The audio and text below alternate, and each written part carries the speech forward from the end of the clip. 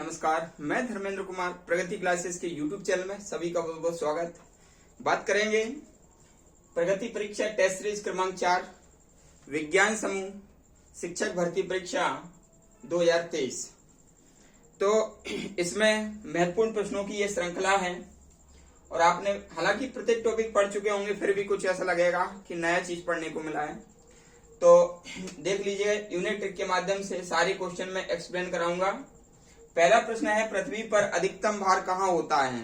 ठीक है, तो आपको अच्छी तरह पता है कि पृथ्वी पर जो है गुरुत्व जो होता है, तो गुरुत्व की ओर जाने पर, ध्रुवों की ओर जाने पर क्या होता है, ध्रुवों की ओर जाने पर भार बढ़ता है। क्योंकि जो गुरुत्व है उसका वैल्यू बढ़ता है। जैसे कि मान लीजिए ये है ग्लोब और ये है मान लीजिए साउथ ध्रुव और ये है नॉर्थ ध्रुव। ठीक है, तो ये यहाँ पर जो स्मॉल जी है, स्मॉल जी जब ध्रुवों की ओर जाएगा, ठीक है, तो स्मॉल जी का मान क्या होगा, इंक्रीज होगा। यहाँ पर क्या होगा, इंक्रीज हो गया। ठीक है, बढ़ेगा।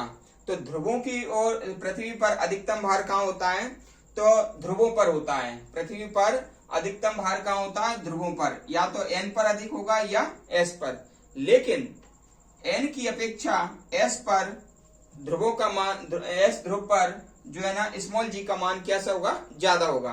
तो ये हमको याद रखना है कि दक्षिणी ध्रुव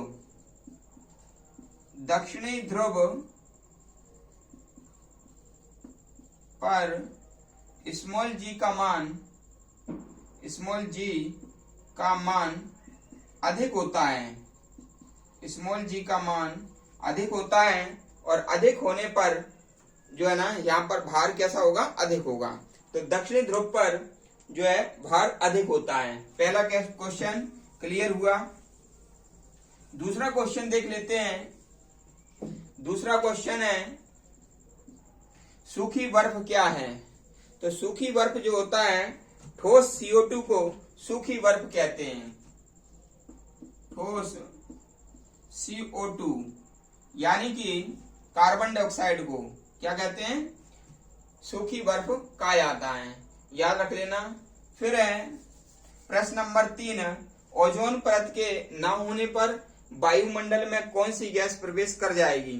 तो हमको अच्छी तरह मालूम है कि हमारा ये जो मान लीजिए वायुमंडल है, तो वायुमंडल में 5 परतें होती हैं। पहले पर क्षोभ मंडल होगा और दूसरे पर समताप मंडल होगा, समताप मंडल, और समताप मंडल का ऊपरी हिस्सा इसको कहते हैं ओजोन मंडल। ओजोन मंडल, यदि ओजोन मंडल नहीं होगा तो क्या होगा, सूरज की जो रोशनी है उसमें यूवी लाइट रहता है। यूवी लाइट यानी कि परावैंगनी किरणें, इसको कहेंगे परावैंगनी किरणें। परावैंगनी किरणें तो ये ना कहां पर आ जाएंगी, पृथ्वी पर आ जाएंगी। परावैंगनी किरणें पृथ्वी पर आ जाएंगी और पृथ्वी पर परावैंगनी किरणें आ जाएंगी तो त्वचा कैंसर कर देंगी। मानव में या जंतुओं में त्वचा कैंसर की संभावना बढ़ जाएगी और नेत्र रोग भी बढ़ जाएंगे। ठीक है ना। तो हमेशा ध्यान रखना, यदि वायुमंडल में ओजोन परत मजबूत है तो फिर परावैंगनी किरणें मान लीजिए नहीं आ पाएंगी पृथ्वी पर और त्वचा कैंसर और नेत्र रोग से जीव जंतु बच जाएंगे। ठीक है, इसलिए यह सुरक्षा कवच है ओजोन, और इसका रासायनिक सूत्र जो है वो है O3। ठीक है, क्यों O3 है, ओजोन के ऑक्सीजन के 3 अणु से मिलकर के ये ओजोन बनता है। सबसे पहला जो छिद्र है वो अंटार्कटिका में देखा गया था ओजोन में, और 1985 की ये घटना है। ठीक है, आगे बढ़ लेते हैं। अगला प्रश्न है हमारा प्रश्न नंबर 4, डेसिबल क्या है। ठीक है, तो डेसिबल ध्वनि को मापने की क्या है, इकाई है। ध्वनि को मापने की इकाई, ध्वनि मापने की ये इकाई है। ठीक है, और यह है ध्वनि की इकाई एक होती है वेल। वेल का 10वां भाग है, वेल का 10वां भाग है, इसलिए इसको कहते हैं डेसीवेल। इसलिए क्या कहते हैं? डेसीवेल कहा जाता है। और डेसी माने होता है 10वां भाग। किसका? वेल का 10वां भाग, इसलिए इसको कहते हैं डेसीवेल। ठीक है, अगला प्रश्न देख लेते हैं। प्रश्न क्रमांक 5, ल्यूमेन किसका मात्रक है? तो ल्यूमेन है ज्योतिफ्लस्क। ठीक है, ज्योतिफ्लस्क का मात्रक है, ज्योतिफ्लस्क का मात्रक है ल्यूमेन। ठीक है ना, ल्यूमेन ज्योतिफ्लस्क का मात्रक है। क्या है? दृश्य प्रकाश। ठीक है, दृश्य प्रकाश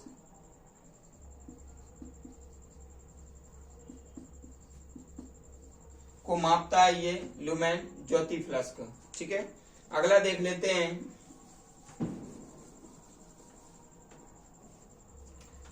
प्रकाश तरंगें क्या हैं? तो प्रकाश तरंगें विद्युत चुंबकीय तरंगें हैं, विद्युत चुंबकीय तरंगें हैं। ठीक है, और ये अनुप्रस्थ होती हैं, अनुप्रस्थ तरंगें हैं, विद्युत चुंबकीय तरंगें हैं, और ये अनुप्रस्थ तरंगें हैं। ठीक है, ये निर्वात में भी चल सकती हैं, निर्वात में गमन कर सकती हैं। प्रकाश तरंगें ये होती हैं और निर्वात में चल सकती हैं, इसलिए जो निर्वात में इसका होता है 3 × 10⁸ मीटर प्रति सेकेंड। ठीक है, इस हिसाब से ये चलती हैं निर्वात में प्रकाश तरंगें। अगला देख लेते हैं। अगला प्रश्न है हमारा, विद्युत बल्ब का फिलामेंट किसका बना होता है? तो जो फिलामेंट होता है वो बना होता है टंगस्टन का। टंगस्टन, टंगस्टन का जो संकेत होता है वह होता है W। ठीक है ना, टंगस्टन का संकेत क्या होता है? W होता है, और ये उच्च गलनांक का होता है, उच्च गलनांक होता है, इसलिए ये पिघलता नहीं है जल्दी और रोशनी देता है। ठीक है, और बल्ब का जो आविष्कार है वो किसने किया था? Thomas Alva Edison. Thomas Alva Edison ने इसका आविष्कार किया था। 2100 डिग्री सेंटीग्रेड से 2500 डिग्री सेंटीग्रेड इसका क्या होता है? टेम्परेचर होता है, टेम्परेचर होता है ये। अगला प्रश्न देख लेते हैं। अगला प्रश्न है, बादल किस कारण से वायुमंडल में तैरते हैं? तो बादल तैरते हैं, बादल कम घनत्व के कारण, कम घनत्व के कारण तैरते हैं। यानी कि जो वायुमंडल में जो वायु है उसका घनत्व ज्यादा होगा, बादलों का घनत्व कम होगा, इसलिए बादल तैरते हैं। ये बिल्कुल वैसे ही होता है जैसे कि पानी के ऊपर तेल तैरता है, पानी के ऊपर तेल तैरता है, ऐसे ही कम घनत्व के कारण क्या होता है? बादल भी जो है ना वायुमंडल में तैरते हैं। अगला देख लेते हैं। अगला है, लैंप में जो बत्ती में लैंप की बत्ती में तेल जो है ना ऊपर चढ़ता है वो किस कारण से होता है? क्या होता है? केशिकीय क्रिया, केशिकीय क्रिया नामक घटना होती है। ठीक है ना, केशिकीय क्रिया नामक घटना होती है। इसके कारण क्या होता है? ये मान लीजिए पतली जो रहती है बाती टाइप की, ठीक है, तो ये मान लीजिए ये लैंप में लगा हुआ है ना, ये ऊपर तक गया है और फिर ये प्रज्वलित होगा, ये प्रज्वलित होगा। ठीक है ना, ये मैंने बना दिया ये, ठीक है ना, ये मिट्टी का तेल भर दिया इसमें, ठीक है ना, ये मिट्टी का तेल भर दिया। अब ये क्या होगा कि ये जो केशकीय नली है ये बहुत ही सक्रिय होती है, इसलिए ये क्या है, एक इसमें दबाव बनेगा और दबाव के चलते ये ऊपर जाएगा ये तेल, और यहाँ पर ये आग है तो प्रज्वलित हो जाएगा।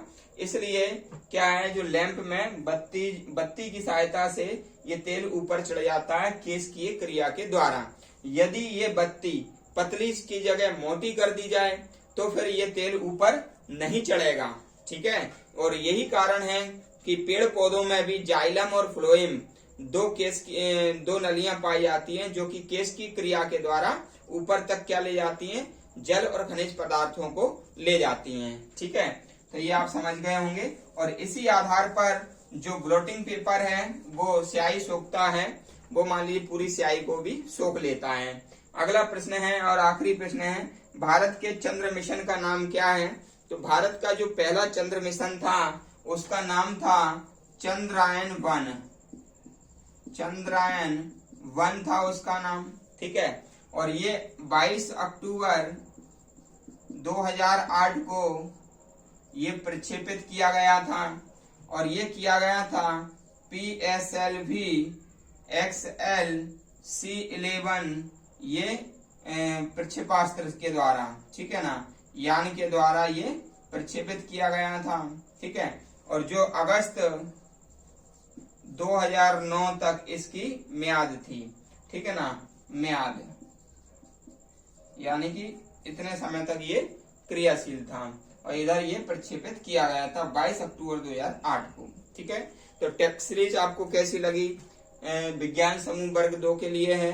2023 में जो एग्जाम होना है उसकी दृष्टि को देखते हुए मैंने ये बनाया है। काफी अन्य एग्जाम में भी आएगा, क्योंकि जो विज्ञान है वो सभी एग्जाम में आता है, इसलिए मल्टीपर्पज है। और क्वेश्चन आपको यूनिट टेस्ट के माध्यम से मैं आपको बता रहा हूँ, ठीक है।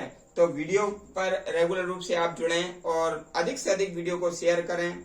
जो व्यक्ति नए हैं वो चैनल को सपोर्ट करें, और आपको लगता है कि कमेंट्स करना चाहिए तो संबंधित प्रश्न पर कमेंट्स करें। सभी का बहुत बहुत धन्यवाद।